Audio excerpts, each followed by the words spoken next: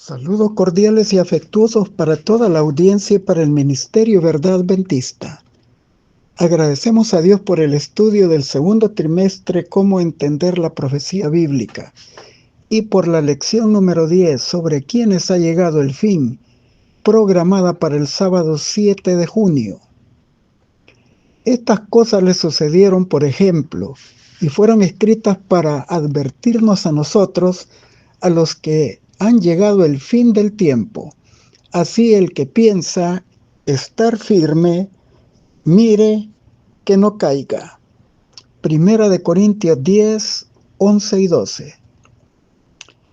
En la Biblia se revelan los propósitos de Dios para la humanidad dentro del plan de la salvación, de tal manera que disfrutemos de comunión con Dios por la eternidad en un cielo nuevo y en una tierra nueva. Isaías 43:7, Eclesiastés 3:11, Apocalipsis 21:1. En la Biblia se presenta la profecía clásica con una conexión tipológica en la cual un evento local, geográfico y temporal se conecta a acontecimientos futuros, especialmente relacionados con el juicio final, y por la profecía del libro de Apocalipsis se nos asegura que todas las profecías antiguas de condenación y liberación ocurrirán en una escala mayor, mundial, en ocasión de la segunda venida de Cristo. En la lección analizaremos el mensaje de Dios para nosotros en el tiempo del fin, a través de los acontecimientos reales del pasado, registrados en la historia sagrada en el Antiguo Testamento, para que comprendamos con claridad la verdad presente, segunda de Pedro 1:12, especialmente revelada en el mensaje del Evangelio eterno, y en la triple advertencia angelical de Apocalipsis 14, del 6 al 13. Dios ha dirigido los acontecimientos históricos sin anular la libertad humana, y se ha cumplido todo al pie de la letra, tal como lo anunciaron los profetas en los últimos días. Amós 3:7. Jesús incluyó en el sermón profético de los olivos los relatos del tiempo de Noé y de Lot, Lucas 17:26 y 28, para describir el apogeo de la maldad generalizada y de la inmoralidad en los días previos a su regreso. En segunda de Pedro capítulo 3, el apóstol usa el diluvio universal como una ilustración de la destrucción final por fuego de toda la tierra. Y Judas verso 7 pone el juicio de Sodoma y de Gomorra para ilustrar también el castigo del fuego eterno sobre los impenitentes del mundo. Pablo escribe al respecto: estos relatos se han conservado especialmente para los que vivimos en el tiempo del fin, para que demos la debida importancia a la preparación espiritual y a nuestra relación con Dios. En las próximas 2 semanas de este trimestre, se examinarán relatos claves que abordan el juicio investigador, la segunda venida de Cristo, la crisis final y otros más, para confirmar que Cristo está en el centro de todo, que tiene el control de todo lo que acontece a su pueblo. Y todo esto es esencial para comprender las profecías bíblicas. Hoy estudiaremos los relatos y las aplicaciones de 3 temas escatológicos de la historia bíblica. Número 1, el diluvio.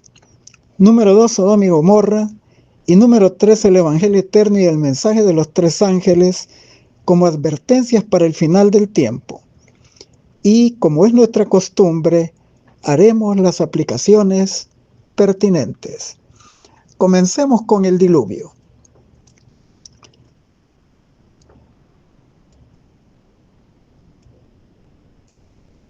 Pedro, al narrar los hechos del mundo antidiluviano, afirma que como en el pasado habrá burladores modernos en relación al evento del segundo advenimiento de Cristo, y muchos lo harán intencionalmente. Segunda de Pedro 3:5. Lo ocurrido en el diluvio implica de que muchos no se prepararon y los tomó de sorpresa. Lo mismo ocurrirá en el regreso de Cristo. Se vuelve paradójico que en los centros escolares, en la materia de las ciencias sociales, se enseña que numerosas culturas, entre ellas los griegos y los mayas, incluyen un diluvio global devastador.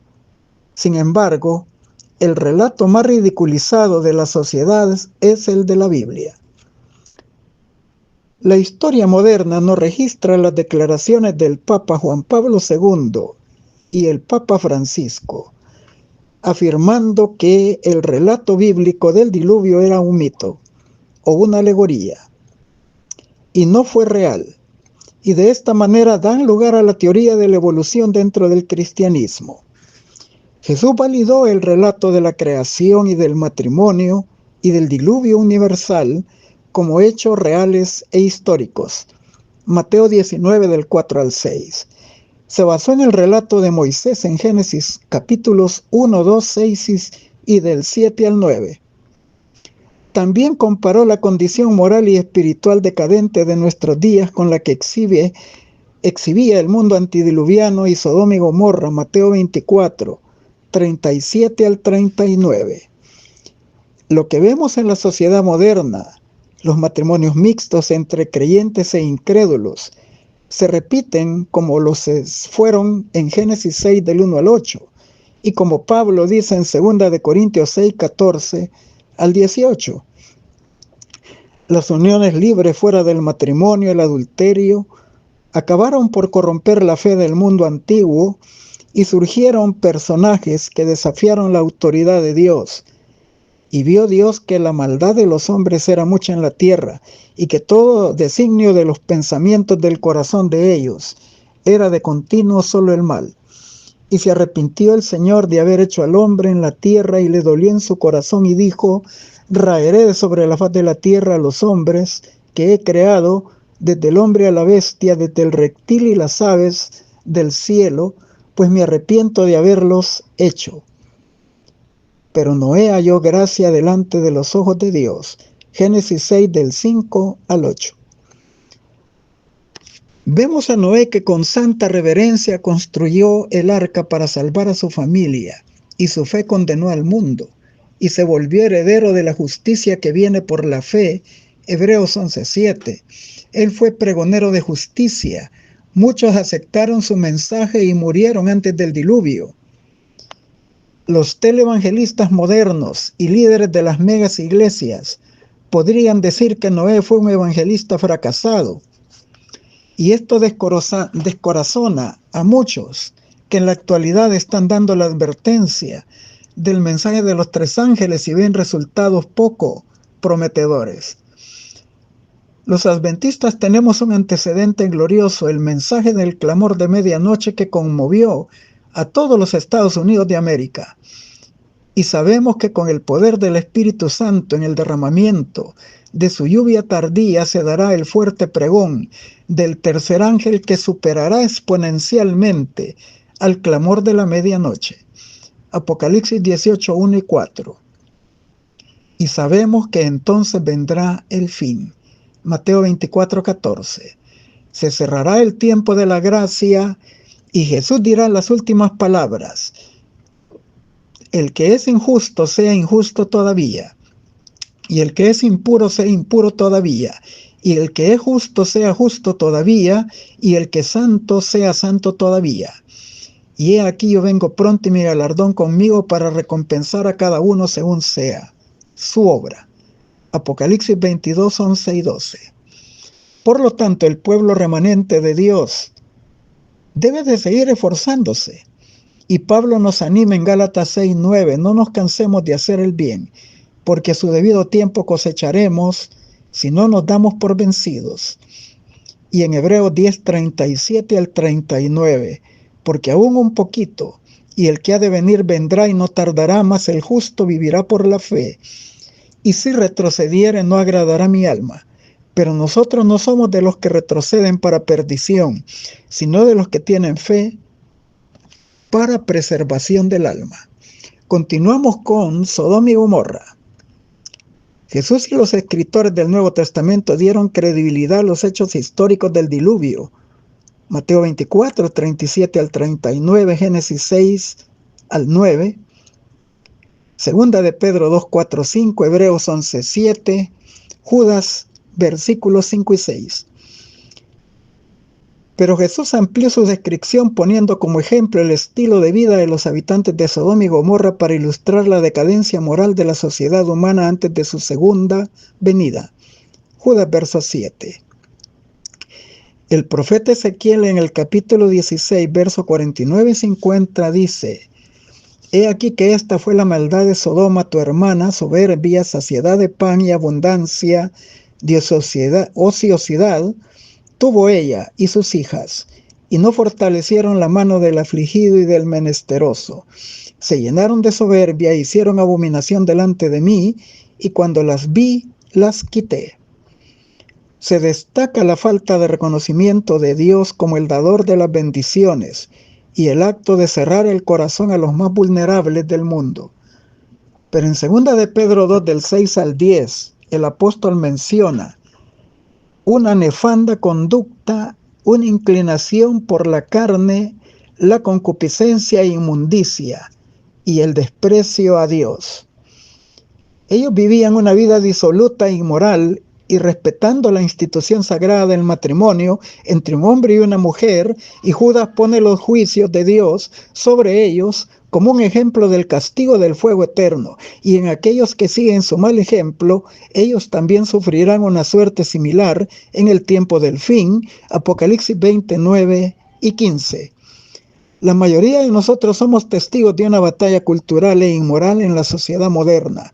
El pensamiento humanista y posmoderno penetra aún el cristianismo, y aquellos principios que iniciaron en la Revolución Francesa, vemos todavía sus vestigios, como sucedió en la ceremonia de apertura y de cierre de los Juegos Olímpicos del año pasado en Francia, cómo se hacía una parodia de episodios bíblicos, como el de la última cena de Jesús, y un despliegue de entidades de mitología con un simbolismo místico era lo predominante, y las consignas del llamado materialismo de la nueva izquierda con agendas feministas y de ideología de género que han vuelto más difíciles educar a nuestros hijos en los ideales de una familia bíblicamente definida. Y por esta razón, Pablo denominó los postreros tiempos como tiempos peligrosos en 2 de Timoteo 3, del 1 al 5. El hombre se amaría a sí mismo, amaría más los deleites que a Dios, tendría apariencia de piedad, pero negaría la eficacia de ella con sus obras. Pero lo más doloroso de todo este escenario a la vista de Dios es la tendencia moderna de cubrir todo esto con un manto de religión. La historia se ha vuelto a repetir. Así fue la decadencia de Israel cuando en tiempos de Salomón adoptó la idolatría, una forma de adulterio espiritual, denunciada por los profetas en Ezequiel 16, 47. Y así ocurrió con la iglesia cristiana al convertirse en la religión oficial del Imperio Romano, cambiando la verdad por la mentira y adoptando también el culto a la criatura antes que al Creador, la idolatría. Romanos 1:25. Y el apóstol Juan describe los últimos días en Apocalipsis 14:8 y 18:3, en la decadencia moral y la corrupción espiritual de la falsedad religiosa con el símbolo de Babilonia la Grande, promoviendo dentro del cristianismo apóstata, católico y protestante, y en las religiones paganas y no cristianas, la forma de cubrir muchas abominaciones y sacrilegios con un manto de religión. Y el mundo interpreta esto no para arrepentirse y cambiar de conducta, sino como una licencia para continuar pecando. Las advertencias de Dios en el mensaje de los 3 ángeles van especialmente dirigidas por Dios a su pueblo, para evitar que sea cautivado por el engaño de Babilonia la Grande y persuadido por las presiones de la bestia, su imagen y su marca, pero también va dirigido a aquellos sinceros que aún están embriagados del vino de las falsas doctrinas de Babilonia, invitándoles a romper su nexo con ellos y escapar de los juicios de las 7 postreras plagas que caerán al mundo después del cierre de la gracia. La amonestación de Jesús es la siguiente: ustedes también deben estar preparados todo el tiempo, porque el Hijo del Hombre vendrá cuando menos lo esperen. Mateo 24:44. Vemos también en el relato de Génesis capítulo 18 la visita de Dios acompañado de 2 ángeles, Abraham y Sara. Vinieron hacia ellos y Abraham identificó a uno como Jehová y se postró en tierra y le ofreció hospitalidad. El relato revela que Dios les comunicaría que serían padres del hijo de la promesa, Isaac, de quien vendría el futuro Mesías Redentor. Génesis 18 del 10 al 15 y Gálatas 3:16. Pero la conversación giró en torno al destino de las ciudades de la llanura, a causa de su excesiva maldad, y Dios había descendido para verificar si habían agotado el límite de su paciencia. Génesis 18, 20, 21. En este pasaje bíblico, mientras los ángeles se retiran rumbo a Sodoma, Génesis 18, 22 y 19, 1, se resalta la intercesión de Abraham, que conocía la condición de todos esos habitantes y que su sobrino Lot y familia vivían allí. Y aunque Dios no estaba obligado a informarle al patriarca sus decisiones, vemos aquí la transparencia asombrosa de Dios. Y él reveló sus designios al patriarca, que es el primer profeta bíblico mencionado en el libro de Génesis, tal como dice Amós 3:7, y Abraham pronto sería testigo de los hechos. De este pasaje podemos obtener muchos paralelismos importantes, entre ellos la doble misión de los ángeles, al ser enviados a amonestar a Lot y su familia para romper sus nexos con Sodoma, y que presurosamente advirtieran de la destrucción inminente a sus futuros yernos o esposos de sus hijas, y que juntos abandonaran ese lugar. Génesis 19, del 12 al 17, y luego de sacarlos, su misión era destruir Sodoma y Gomorra. Aquí también se ilustra la misión de los mensajeros representados por los 3 ángeles que dan la última advertencia a la tierra antes de que caigan los juicios de las 7 postreras plagas en el mundo, pidiéndole a los sinceros creyentes que rompan nexos con la falsa adoración de Babilonia la Grande, que huyan antes de su destrucción. Apocalipsis 18:4. El impacto de su mensaje por el poder del Espíritu Santo alumbrará toda la tierra con la gloria del conocimiento de Dios. Todos serán amonestados e invitados a salir de Babilonia. Apocalipsis 18 del 1 al 4. Todos decidirán si aceptan la última advertencia de Dios y se salvan, o continúan bajo el cautiverio del engaño babilonio y se pierden. Paralelo a la misión de los ángeles, Abraham procede a interceder por los habitantes de Sodoma y Gomorra. Esto incluye a su sobrino Lot y su familia. Reconociendo la justicia de Dios, le dice: lejos esté de ti que hagas morir al justo con el impío, y que el justo sea tratado como el inicuo. Y le llama el juez de toda la tierra, que hará lo que es justo. Génesis 18, 25. Y le pide a Dios que si hubiera en aquella ciudad primero 50, luego 45, después 40, luego 30, luego 20 y por último 10 justos, que por amor a ellos perdone a todos los habitantes. Y Dios estuvo dispuesto a hacerlo, pero luego se retiró de la presencia de Abraham. Génesis 18, 33. Y esto indicaba que no existía tal cantidad de justos allí.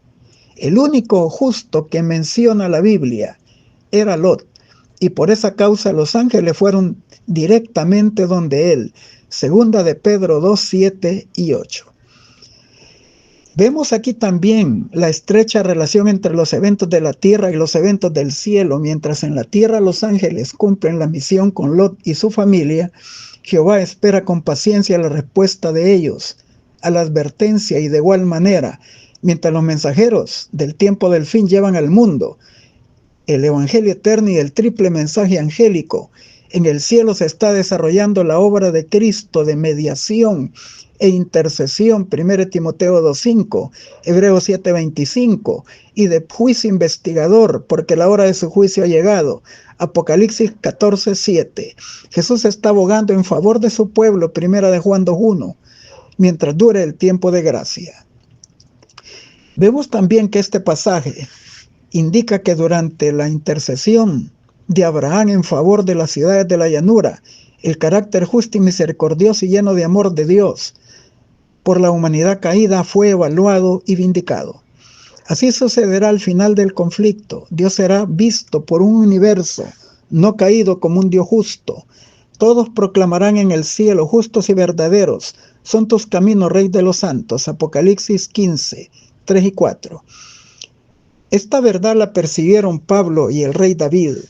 Pablo en Romanos 3:4 dice: para que seas justificado por tus palabras y venzas cuando fueres juzgado. Y David dice en el Salmo 51:4: para que seas considerado justo en tu palabra y tenido por puro en tu juicio. Así que Dios no salvará a ningún impío ni condenará a ningún justo. Durante el milenio, antes de que llegue el fin del mal y de los malvados, los libros de los cielos serán abiertos y los justos verificarán por qué algunos creyentes no se levantaron en la congregación de los justos en la segunda venida de Cristo. Apocalipsis 24, luego del 11 al 15, Salmo 1:5. Dios conoce el camino de los justos, pero la senda de los malos perecerá.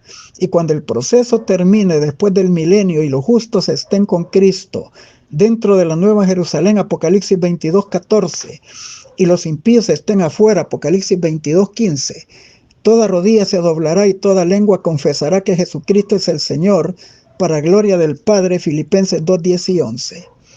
Aún Satanás y los impíos reconocerán que ellos despreciaron la salvación que Dios puso a su alcance con amor y misericordia, y el carácter de Dios justo y misericordioso será ensalzado en el universo. Apocalipsis 19, 1 y 2 dice: después de esto, oí una gran voz de una gran multitud en el cielo que decían: aleluya, salvación y honra y gloria y poder son del Señor, porque sus juicios son verdaderos y justos. Continuamos con el Evangelio eterno y el mensaje de los tres ángeles. El plan de redención contempla también el trato de Dios al problema del pecado y su trato con los pecadores. Y entre los temas importantes involucrados está el tema del juicio, que en la teología adventista se desarrolla en tres fases. 1. Judicial, previo al segundo advenimiento, conocida como juicio investigador, en donde solo participan los que creyeron en algún momento de su vida o profesaron ser seguidores de Cristo. ¿Por qué solo creyentes? Porque Juan 3:18 dice: el que cree en él no es condenado, pero el que no cree en él ya está condenado. Así que ellos, si no cambiaron de posición de incredulidad, ya están perdidos. Segunda fase, judicativa, cuando se dicta la sentencia sobre los pecadores durante el milenio, según sus obras registradas en los libros. Y tercera, ejecutiva, cuando se aplique la sentencia condenatoria en el juicio del castigo del fuego eterno. En el ritual simbólico del santuario terrenal, Dios trató los pecados de su pueblo, y dentro del servicio diario, cada israelita presentaba un sustituto o víctima sacrificial por sus pecados. El sustituto moría en su lugar y se le responsabilizaba de sus culpas. Y con su sangre el sacerdote remitía el registro del pecado perdonado al santuario, y esto contaminaba el santuario terrenal y requería de un servicio anual para su purificación y eliminación del pecado. Era por la sangre de un macho cabrío, por la suerte de Jehová.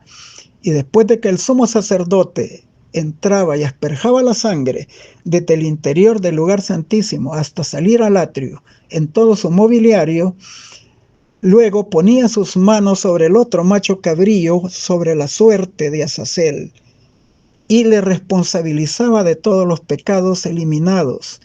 Y como chivo o macho cabrío emisario, era llevado al desierto, y el diablo lo recibía allí, convirtiéndose en el final responsable y real culpable de todos los pecados cometidos.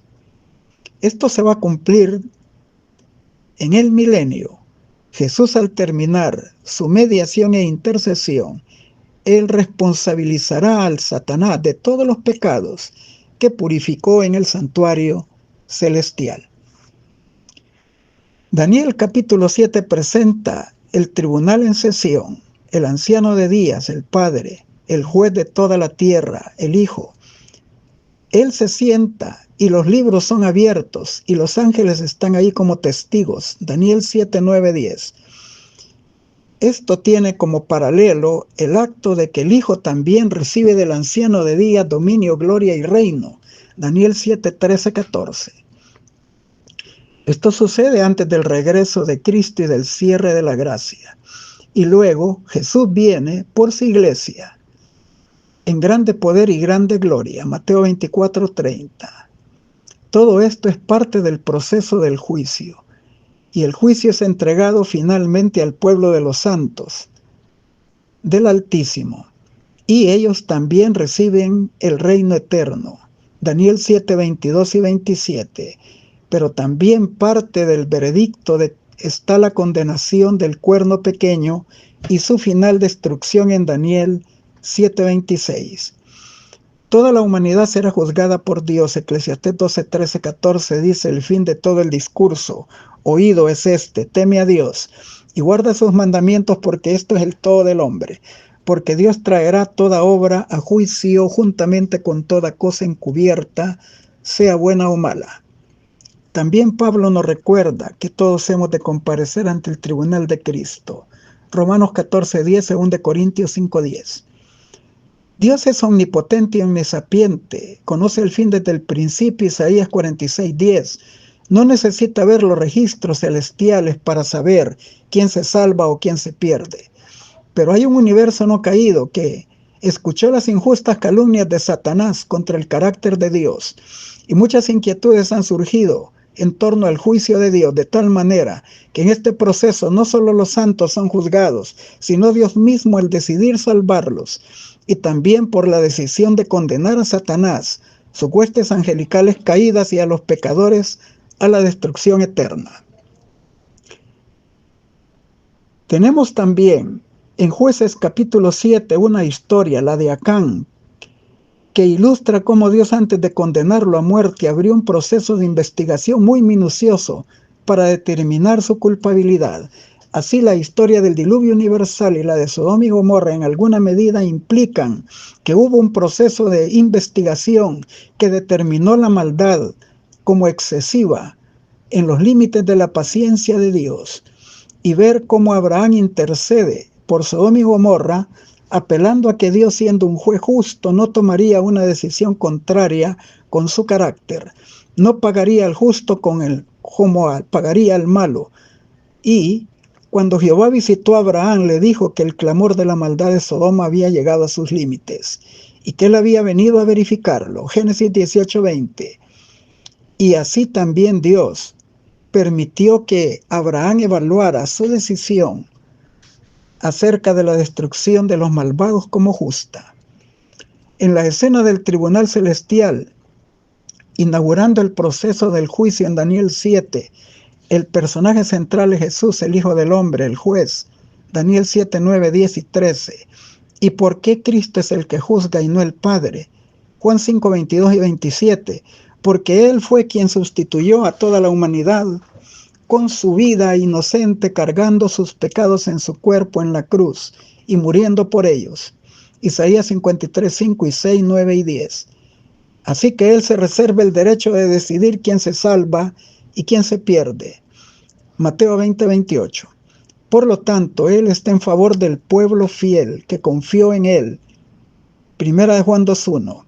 Y por esa poderosa razón, el juicio es hecho en favor de los santos del Altísimo. Daniel 7:22. Los registros que ahora se abren en Daniel 7, 9, 10 testifican que ellos son salvos y librados por la gracia de Cristo. Sus nombres están escritos en el libro de la vida. Pues solo por la perfecta justicia de Cristo se hace posible de que el pueblo salga victorioso del juicio. Él es la única esperanza de su pueblo para obtener la victoria. Moisés reconoció esto también cuando intercedía por Israel pidiendo el perdón divino y diciéndole a Dios que si no los perdonaba, que también borrara su nombre de su libro. Y Dios le respondió: el que peque contra mí, ese será borrado de mi libro. Éxodo 32, 32, 33. Este es el libro de que Juan menciona como el libro de la vida del Cordero, Apocalipsis 21, 27. Por tanto, los salvados reconocen, así como lo hizo Daniel en sus ruegos y oración, en Daniel 9, 18. Porque no elevamos nuestros ruegos ante ti, confiados en nuestras justicias, sino en tus muchas misericordias. Por lo tanto, usamos las palabras de Pablo: acerquémonos confiadamente al trono de la gracia para alcanzar misericordia y gracia para el oportuno socorro. Hebreos 4:16. Solo de esa manera podremos enfrentar el juicio sin temor, pues es en nuestro favor. Luego, lo que sigue posteriormente, en Apocalipsis 6 del 12 al 14, se presenta el panorama de los eventos del sexto sello y del séptimo en el tiempo del fin, y confirman que la segunda venida de Cristo está cada vez más cerca, porque las señales estelares y terrenales que mencionó Jesús en Mateo 24 y 29, como lo fueron el gran terremoto de Lisboa en 1755, que alcanzó Europa y parte de África, como el día oscuro de mayo 1780, que también presagiaba a Nueva Inglaterra y también a estados como Canadá, y la lluvia de meteoros de noviembre de 1833, conocida como la tormenta de Leónidas, de meteoritos, generando una sensación del fin del mundo en muchos observadores. Estas señales en el cielo, junto con las señales de la tierra que todos nosotros conocemos bien, están indicando que el día de la ira está cerca y la venida de Cristo está a las puertas. La escena que Juan describe en Apocalipsis 6 del 12 al 14 termina con estas palabras en el verso 17. Porque el gran día de su ira ha llegado, ¿y quién podrá sostenerse en pie? Estas palabras las pronuncian los impíos. Es de impacto universal, porque los reyes de la tierra, los grandes, los ricos, los capitanes, los poderosos, y todo siervo y todo libre, todos ellos saben lo que acontece. Todos quieren huir del rostro de aquel que está sentado en el trono y de la ira del Cordero. No tienen forma de escapar y prefieren morir y que caigan sobre ellos las peñas y los montes, por no haberse preparado debidamente para el regreso de Cristo. Se negaron a creer y ahora están perdidos. Llaman a Jesús Cordero porque supieron la historia de Cristo como Redentor. Saben que ha llegado el día de su ira porque conocieron las advertencias del mensaje de los 3 ángeles en el Evangelio eterno. Apocalipsis 14, 6, 9 al 11. Y por su incredulidad rechazaron el mensaje. Pero ahora se preguntan: ¿y quién podrá quedar en pie? Y la Biblia le responde en Apocalipsis 7, 4 y 14, 1. Los 144,000.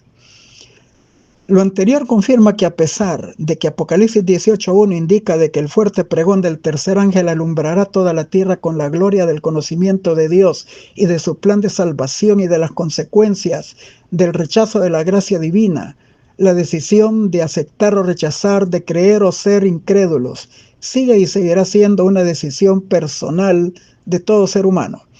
Lamentablemente habrá personas que serán sorprendidas, no por falta de información, sino porque se negaron a creer a Dios y a la palabra. Mateo 24, 36 al 44, Jesús compara los días de su venida con los días de Noé antes del diluvio universal y con los días de Sodoma y Gomorra también. Noé les predicó 120 años y al parecer no fueron suficientes porque la mayoría de ellos se perdió. Segunda de Pedro 2:5. El Señor había dicho: no contenderá mi espíritu por el hombre para siempre, serán sus días 120 años. Génesis 6:3. Sin embargo, no le prestaron la debida atención. continuaron en sus costumbres, estilo de vida impenitente y fueron tomados sin preparación. Y el cumplimiento de la profecía indica de que fueron tomados como un jinete agarra a su caza con la soga en el cuello. Tomados como un lazo, sin preparación, Lucas 21, 34 y 35. Así que los tomados son los que fueron tomados sin preparación para perdición. Mateo 24, 40, 41. Y los que fueron dejados, Noé y sus familiares en el arca, fueron los salvos. Así que hay una profecía también en Isaías 4, del 2 al 4, que dice: el que fuere dejado en Jerusalén será llamado santo, todos aquellos que estén registrados entre los vivientes. Nosotros no debemos de tener no debemos de tener en apariencia la demora de Cristo como una tardanza. Segunda de Pedro 3:9. O como muchas personas aseguran, que el largo tiempo que ha transcurrido implica que las profecías no son dignas de crédito, sino es que Dios, según la Biblia, está dando tiempo a la humanidad para que proceda a arrepentirse y se convierta. Sin embargo, las decisiones personales son el determinante de nuestro destino eterno. Habrá siempre burladores antiguos y modernos que manifestarán su incredulidad y la influirán sobre otros a seguir su mal ejemplo. Ante todo, sepan que en los últimos días, dice Pedro, habrá burladores sarcásticos que andarán según sus bajos deseos y dirán: ¿dónde está la promesa de su venida? Desde que los padres durmieron, todo permanece así desde el principio de la creación. Segunda de Pedro 3, 3, 4. Aquí en esta categoría se agrupan científicos que anulan el catastrofismo y promueven el uniformismo, y muchos eruditos de la alta crítica que dicen que los relatos de los primeros 11 capítulos de Génesis son alegóricos y por ello para ellos no existió el diluvio ni otros eventos relacionados en esos capítulos, y por eso rechazan las advertencias de la palabra de Dios. Este sentimiento irá en aumento a medida que pase el tiempo, y será triste este escenario para quienes estén vivos. Y pronuncia las palabras de Apocalipsis 6, del 15 al 17. Muchos resucitarán después de los 1000 años, perdidos y sin esperanza en la segunda resurrección para muerte eterna. Apocalipsis 25. Y entonces se darán cuenta de todo lo que perdieron por sus malas y equivocadas decisiones.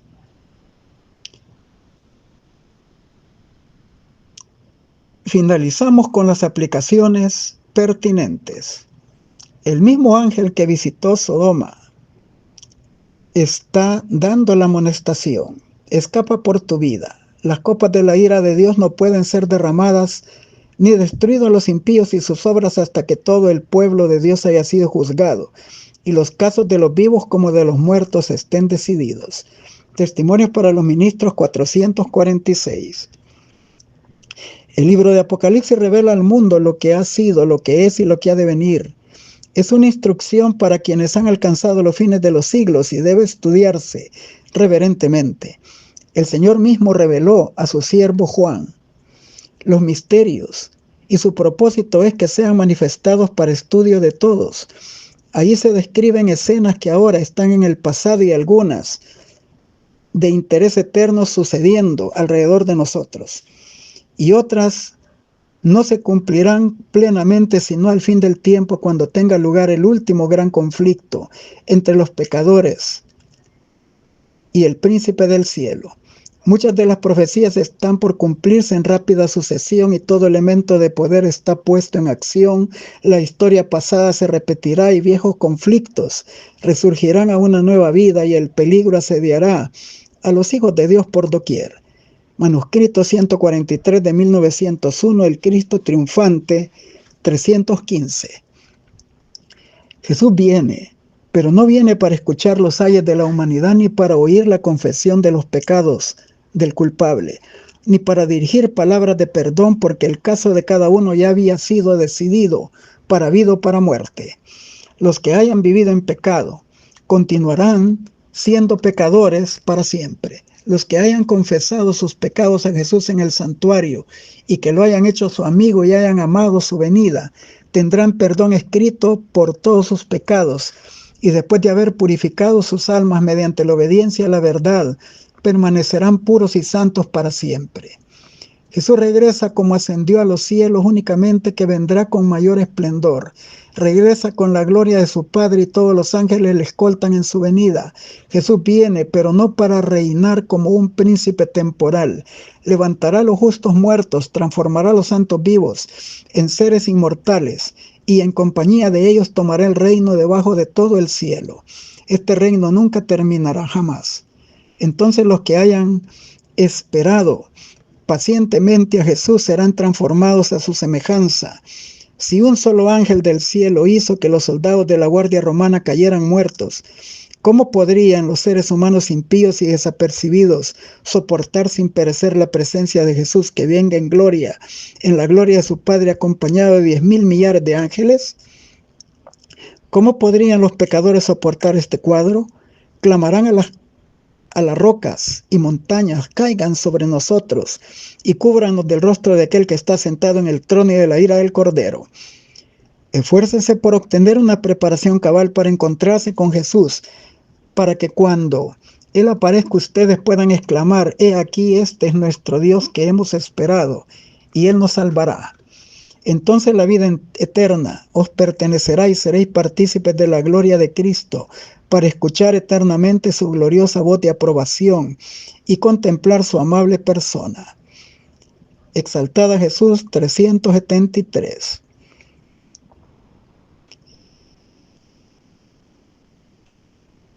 Durante los 1000 años que transcurrirán entre la primera y segunda resurrección se verifica el juicio de los impíos. Pablo señala esto como un acontecimiento que sigue al segundo advenimiento. Primera de Corintios 4:5. Daniel declara que cuando vino el anciano de días se dio el juicio a los santos, Daniel 7:22. Entonces reinarán los justos como reyes y sacerdotes de Dios. Y Juan dice: vi tronos y se sentaron sobre ellos los que tenían facultad de juzgar. Serán sacerdotes de Dios y de Cristo y reinarán con él 1000 años, Apocalipsis 20:4-6. Entonces será como está predicho. Los santos han de juzgar al mundo, 1 Corintios 6:2.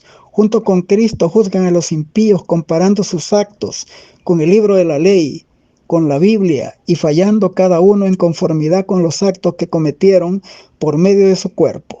Entonces lo que los malos tendrán que sufrir es medido según sus obras y queda anotado frente a sus nombres en el libro de la muerte. Conflicto de los siglos 718-729, segunda venida, y el cielo 114. No está lejos el tiempo cuando toda alma será probada. Se nos querrá imponer la marca de la bestia. Para aquellos que han ido cediendo paso a paso a las exigencias del mundo y se han acomodado a sus costumbres, no será cosa difícil ceder ante autoridades dominantes antes que someterse al escarnio, insultos, amenaza de cárcel y muerte. La contienda es entre los mandamientos de Dios y los mandamientos de los hombres. En ese tiempo el oro será separado de la escoria de la iglesia. La verdadera piedad se diferenciará claramente de la imitación y el oropel de la misma. Muchas de las lumbreras que hemos admirado por su resplandor se disiparán en la oscuridad. Cual nube el tamo será llevado por el viento, aún en lugares donde solo veríamos sembrados de hermoso trigo. Todos los que lucen los ornamentos del santuario, pero no están vestidos de la justicia de Cristo, serán vistos en la vergüenza de su desnudez. Testimonios para la Iglesia, tomo 5:76. En esta vida debemos de arrostrar pruebas de fuego y hacer sacrificios costosos. Pero la paz de Cristo es la recompensa. Ha habido tan poca abnegación, tan poco sufrimiento por amor a Cristo, que la cruz queda casi completamente olvidada. Debemos de participar de los sufrimientos de Cristo si queremos sentarnos en triunfo con Él sobre su trono. Mientras elijamos la senda fácil de la complacencia propia y nos asuste la abnegación, nuestra fe nunca llegará a ser firme y nunca podremos conocer la paz de Jesús ni el gozo que proviene de una vida consciente. Los más encumbrados de la hueste redimida, que estarán vestidos de blanco delante del trono de Dios y del Cordero, habrán conocido el conflicto necesario para vencer, porque habrán pasado por la gran tribulación. Los que hayan cedido a las circunstancias en vez de empeñarse en este conflicto no sabrán cómo subsistir en aquel día, cuando la angustia domine a toda alma, cuando si Noé, Job y Daniel vivieran en la tierra, no salvarían ni hijo ni hija, pues cada uno habría de librar su alma por su propia justicia. Testimonios para la Iglesia, tomo 599. Después de escuchar este importante tema, les deseo un feliz sábado en la bendita presencia de Dios y que lo aprovechemos al máximo para volcar nuestros corazones y vidas hacia nuestro bendito Salvador Jesucristo.